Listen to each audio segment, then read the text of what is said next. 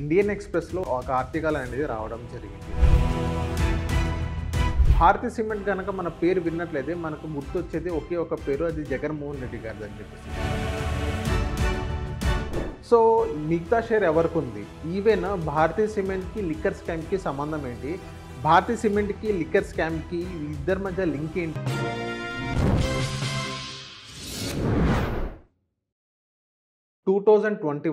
జనవరి 23లో Indian ఎక్స్‌ప్రెస్‌లో ఒక article అనేది రావడం జరిగింది. అదేంటంటే ఆంధ్రప్రదేశ్ గవర్నమెంట్ ఇన్‌ఫ్రాస్ట్రక్చర్ డెవలప్ చేయడానికి సిమెంట్ అనేది కొన్ని ప్రైవేట్ కంపెనీస్‌కి ఇచ్చింది. అందులో majority of the share Bharati సిమెంట్స్‌కి వెళ్ళింది అని ఒక ఆర్టికల్ అంటూ రావడం జరిగింది. సో ఇక్కడ గనక మనం చూసినట్లయితే భారతీ సిమెంట్ గనక మన పేరు విన్నట్లయితే మనకు గుర్తొచ్చేది ఒకే ఒక పేరు, అది జగన్మోహన్ రెడ్డి గారిదని చెప్పేసి.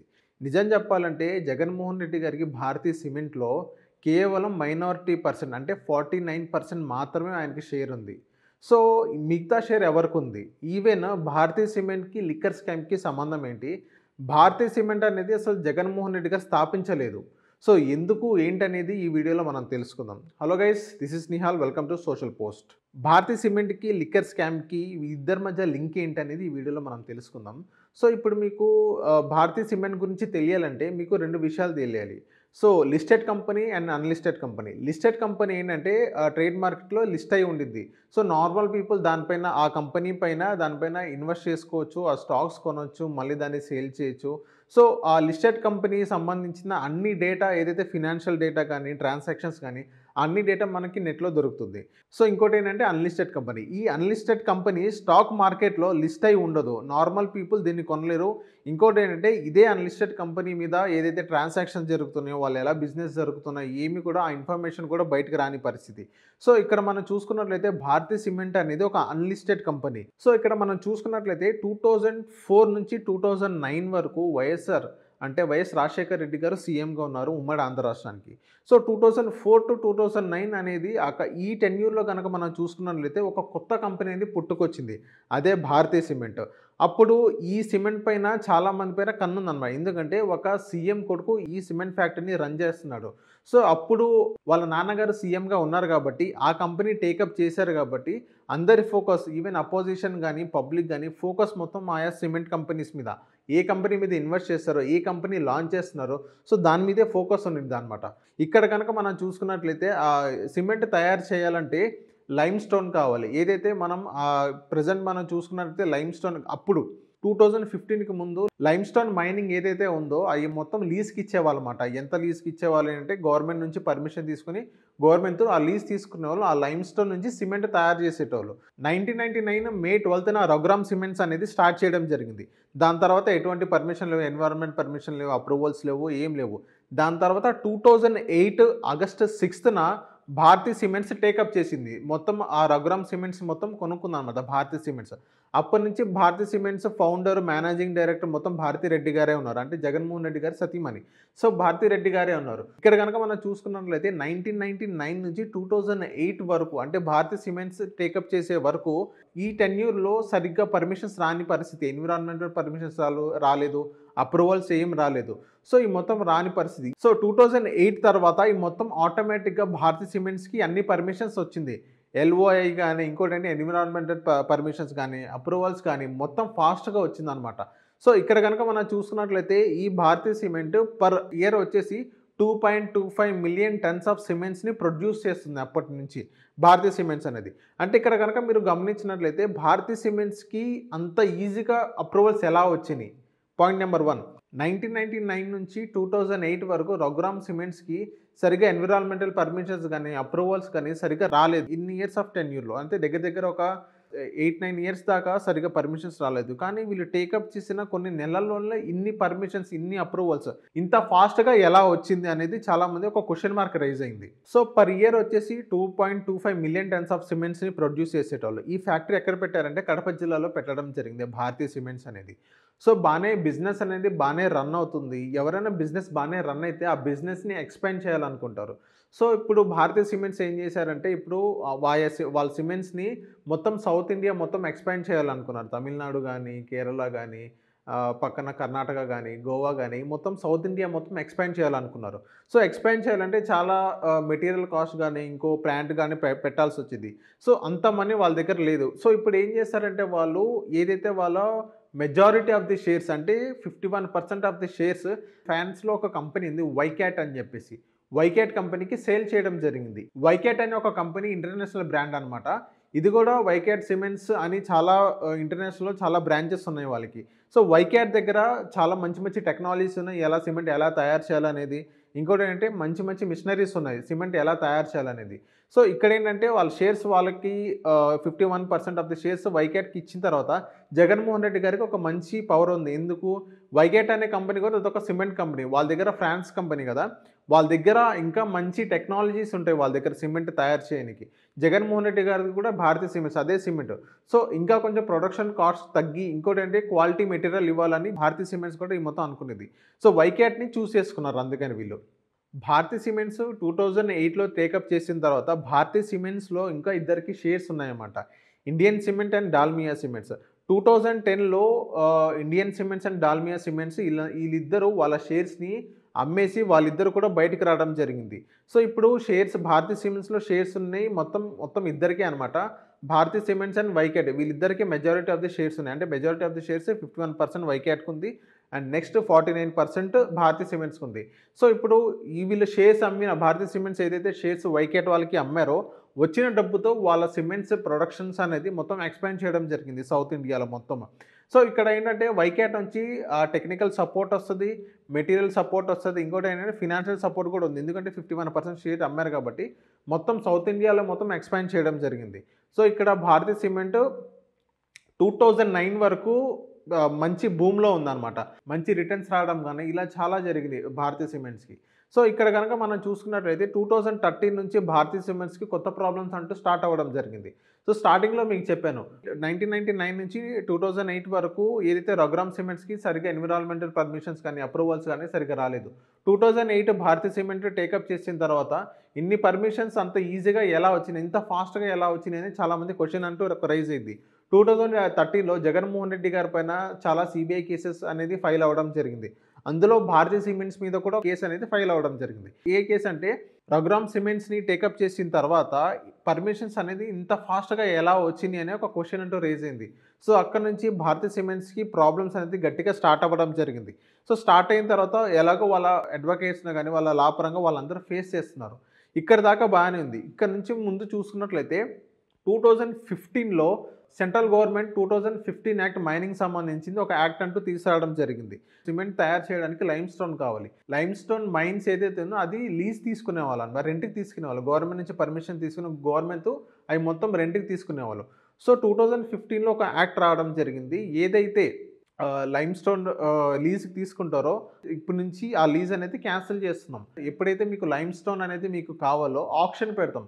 ఆక్షన్‌లో మీరు పార్టిసిపేట్ చేసుకొని, మంచి బిడ్డింగ్ చేసుకొని, మీరే తీసుకోండి, మీరే గెలుచుకోండి అంటూ 2015లో ఒక యాక్ట్ తీసుకురావడం జరిగింది. 2015కి ముందు అన్ని సిమెంట్ కంపెనీస్ ఎల్ఓఐ ఉండేది. ఎల్ఓఐ అంటే లెటర్ ఆఫ్ ఇంటెంట్. అంటే గవర్నమెంట్‌కి, కంపెనీకి మధ్య ఒక చిన్న అగ్రీమెంట్. లెటర్ ఆఫ్ ఇంటెంట్ ఉన్నట్లయితే ఆ కంపెనీకి గవర్నమెంట్‌కి మైనింగ్ అనేది లైమ్‌స్టోన్ అనేది మీకు లీజ్‌కి ఇస్తున్నామని ఒక చిన్న అగ్రీమెంట్. సో, ప్రతి సిమెంట్ కంపెనీకి ఎల్ఓఐ అనేది కావాలి. ఇంకోటేంటంటే ఆ ఎల్ఓఐ ఉన్నప్పటికీ సరిగ్గా ఎల్ఓఐ అటాచ్ చేసి కొన్ని డాక్యుమెంట్స్ అంటూ సబ్మిట్ చేయాలి. ఎన్విరాన్మెంటల్ పర్మిషన్స్ కానీ, కొన్ని అప్రూవల్స్ కానీ, ఇది మొత్తం ఎల్ఓఐకి అటాచ్ చేయాలి. ఎల్ఓఐ ఉన్నప్పటికీ ఈ 2 ఎన్విరాన్మెంటల్ డాక్యుమెంట్స్ కానీ, అప్రూవల్స్ కానీ లేకపోతే ఎల్ఓఐ అనేది పనికిరాదనమాట. సో, ఇక్కడ గనక మనం చూసుకున్నట్లయితే 2015లో ఒక యాక్ట్ తీసుకొచ్చింది. అందరూ ఆక్షన్‌లో పార్టిసిపేట్ చేసి బిడ్డింగ్ తీసుకురమ్మని చెప్పేసి.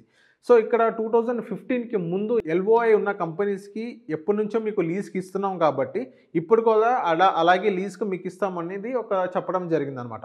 సో, ఈ ప్రాసెస్‌లో గనక మనం చూసుకున్నట్లయితే బిఫోర్ 2015 అండ్ ఆఫ్టర్ 2015 గనక మనం చూసుకున్నట్లయితే ఎల్ఓఐ కంపెనీస్ చాలా ఉన్నాయి.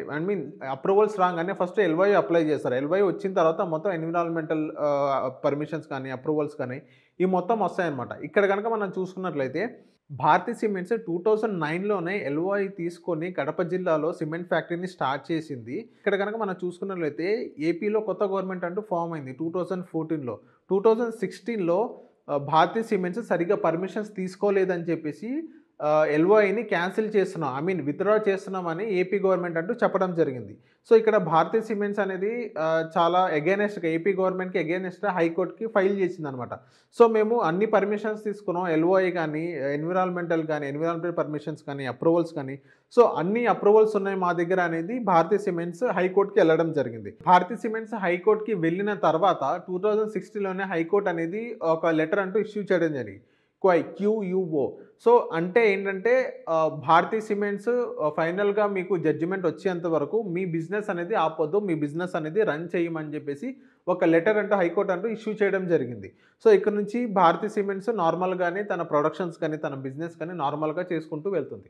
సో, నెక్స్ట్ ఏంటంటే 2024కి ముందే 744 acres of limestone Jaganmohan Reddy గారు భారతీ సిమెంట్స్‌కి ఇస్తున్నామని చెప్పేసి ఒక లెటర్ అంటూ పాస్ చేయడం జరిగింది. సో, ఇక్కడ గనక మనం చూస్తున్నట్లయితే 2015 యాక్ట్ ప్రకారం ఏదైనా కంపెనీ లైమ్‌స్టోన్ తీసుకోవాలంటే బిడ్డింగ్ అంటే ఆక్షన్‌కి వెళ్ళాలి. సో, ఆక్షన్‌కి వెళ్ళకుండా జగన్మోహన్ రెడ్డి గారు 744 ఆఫ్ ఎకర్స్ లైమ్‌స్టోన్‌ని భారతీ సిమెంట్స్‌కి బిడ్డింగ్ లేకుండా ఎలా ఇచ్చారనేది చాలామంది ఒక క్వెషన్ అంటూ రైజ్ అయింది. సో, అందుకని జగన్మోహన్ రెడ్డి గారు ఈ రూల్‌ని వయోలేట్ చేశారు కాబట్టి ఇప్పుడున్న state government and Indian bureau of mines రీసెంట్‌గా ఈ కంపెనీ యొక్క లీజ్ అనేది క్యాన్సిల్ చేయాలని ప్లాన్ చేస్తున్నారు. సో, ఎందుకంటే బిఫోర్ 2015 అండ్ ఆఫ్టర్ 2015 గనక మనం చూసుకున్నట్లయితే ఒక యాక్ట్ అనేది తీసుకొచ్చారు. ఆ యాక్ట్‌ని జగన్మోహన్ రెడ్డి గారు దాన్ని వయోలేట్ చేశారు. అందులో 744 ఎకర్స్ ఆఫ్ లైమ్‌స్టోన్ అంటే it's not a joke. So, అందుకనే state government and Indian bureau of mines రీసెంట్‌గా ఈ డెసిషన్ అంటూ తీసుకోవడం జరిగింది. ఈ డెసిషన్ తీసుకున్న తర్వాత ఆంధ్రప్రదేశ్ లీగల్ డిపార్ట్మెంట్ కూడా గ్రీన్ సిగ్నల్ ఇవ్వడం జరిగింది. సో, మీరు మూవ్ ఆన్ అవ్వండి, మేము టేకప్ చేస్తామని చెప్పేసి. సో, ఇప్పటిదాకా ఈ భారతీ సిమెంట్స్ పైన ఎలాంటి యాక్షన్ అంటూ తీసుకోలేదన్నమాట. సో, అయితే ఇలా ఉంటే ఇప్పుడు భారతీ సిమెంట్స్‌కి మరో ప్రాబ్లమ్ అంటూ వచ్చింది. ఏదైతే AP liquor scam. AP liquor స్కామ్‌కి భారతీ సిమెంట్స్‌కి లింక్ ఏంటి అనే ఒక పెద్ద క్వెషన్ మార్క్ అంటూ అందరికీ రైజ్ అవుతుంది. లింక్ ఏంటంటే ఏపీ లిక్కర్ స్కామ్‌లో సిట్ ఏదైతే విచారణలో సిట్ ఇన్వెస్టిగేషన్‌లో గోవిందప్ప బాలాజీ అనే ఒక పేరు అనేది బయటికి రావడం జరిగింది. ఈ గోవిందప్ప బాలాజీ ఎవరు? గోవిందప్ప బాలాజీ ఏంటంటే భారతీ సిమెంట్ డైరెక్టర్ అనమాట. సో, గోవిందప్ప బాలాజీ గారి పేరు వచ్చిన తర్వాత ఏదైతే హైదరాబాద్‌లో ఉన్న భారతీ సిమెంట్స్ ఆఫీస్‌ని సిట్ వాళ్ళు అక్కడ తనిఖీ చేయడం జరిగింది మొత్తము. సో, అక్కడ తనిఖీ చేశారు. ఇక్కడ గనక మీరు బాగా అబ్జర్వ్ చేసినట్లయితే 2023లో ఏదైతే సీబీఐ భారతీ సిమెంట్స్ మీద ఏదైతే కేస్ అంటూ ఫైల్ చేయడం జరిగింది. నెక్స్ట్ 2016లో ఆంధ్రప్రదేశ్ గవర్నమెంట్ ఏదైతే భారతీ సిమెంట్స్ సరిగ్గా పర్మిషన్ తీసుకోలేదని కేస్ అనేది ఫైల్ చేయడం జరిగింది. అండ్ ఇప్పుడు ఏదైతే గోవిందప్ప బాలాజీ అనే పేరు బయటకు వచ్చింది సిట్ విచారణలో. ఈ 3 గనక మీరు చూసుకున్నట్లయితే జస్ట్ ఎలిగేషన్స్ మాత్రమే. ఫైనల్ జడ్జిమెంట్ వచ్చాక నిజమేంటో మనందరికీ తెలుస్తుంది.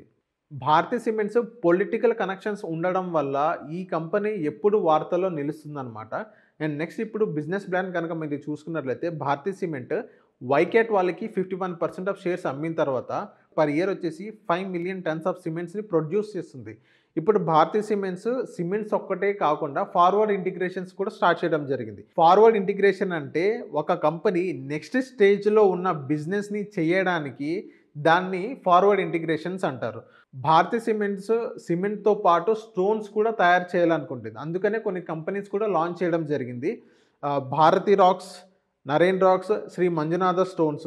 సో, స్టోన్స్ ఒక్కటే కాకుండా సిమెంట్ తయారు చేసిన తర్వాత దాన్ని ప్యాకింగ్ చేస్తారు. ప్యాకింగ్ సంబంధించిన బ్యాగ్స్ దాన్ని కూడా భారతీ సిమెంట్సే తయారు చేస్తుంది. దాని ఏ పేరంటే భారతి పాలిమర్స్ ఒక కంపెనీ రిజిస్టర్ చేసి ఆ కంపెనీ కింద ఈ బ్యాగ్స్ మొత్తం తయారు చేస్తుందనమాట. సో, ఇదొక్కటే కాదు 2015లో ఏదైతే సిమెంట్ తయారు చేయాలంటే దానికి కరెంట్ కావాలి. సో, కరెంట్ కూడా మేమే ప్రొడ్యూస్ చేయాలని భారతీ సిమెంట్ అనుకోవడం జరిగింది. 2015లో 30 మెగావాట్ కెపాసిటీ ఉన్న ఒక పవర్ ప్లాంట్ కూడా కడపలో స్టార్ట్ చేయడం జరిగింది. సో, దీని ద్వారా ఏంటంటే కంప్లీట్ సిమెంట్ పైన కానీ వాళ్ళ ప్రొడక్షన్ మీద కానీ కంప్లీట్ కంట్రోల్ ఉండేది. ఎలాంటి ప్రాబ్లమ్స్ ఉన్నప్పటికీ కూడా ప్రొడక్షన్ ఆగకుండా మొత్తం ప్రొడక్షన్ మూవ్ ఆన్ అయినట్టు కంప్లీట్ కంట్రోల్ ఉంటుందన్నమాట. ఇది భారతీ సిమెంట్స్ సంబంధించింది. From the starting to beginning Bharathi cements Raghuram cements నుంచి భారతీ సిమెంట్స్‌గా రూపాంతరం చెందింది. ఈ మొత్తం ఏదైతే నేను మీకు రఘురామ్ సిమెంట్స్ గానీ, భారతీ సిమెంట్స్ గానీ ఏదైతే మీకు ఇన్ఫర్మేషన్ ఇస్తున్నానో అది మొత్తం భారతీ సిమెంట్స్ అఫీషియల్ పేజ్‌లోనే ఉందన్నమాట. సో, ఓవరాల్‌గా ఇది భారతీ సిమెంట్స్ స్టార్టింగ్ నుంచి బానే ఉంది. 2013 నుంచి బాగా ప్రాబ్లమ్స్ అంటూ ఫేస్ చేయడం జరిగింది. 2019 దాకా బానే ఉంది. 19 వరకు సస్టైన్ అయింది. 19 నుంచి 24 దాకా బానే ఉంది. మళ్ళీ 24 నుంచి మళ్ళీ ప్రాబ్లమ్స్ అంటూ ఫేస్ చేయడం జరుగుతుంది. ఇది ఓవరాల్‌గా భారతీయ సిమెంట్స్ గురించి. మీకు ఇలాంటి వీడియోస్ ఇంకా కావాలంటే కింద కామెంట్ చేయండి. ఎలాంటి వీడియోస్ కావాలో కింద కామెంట్ సెక్షన్‌లో తెలియజేయండి. అండ్ మా సోషల్ పోస్ట్‌ని ఫాలో అవ్వండి. Thank you.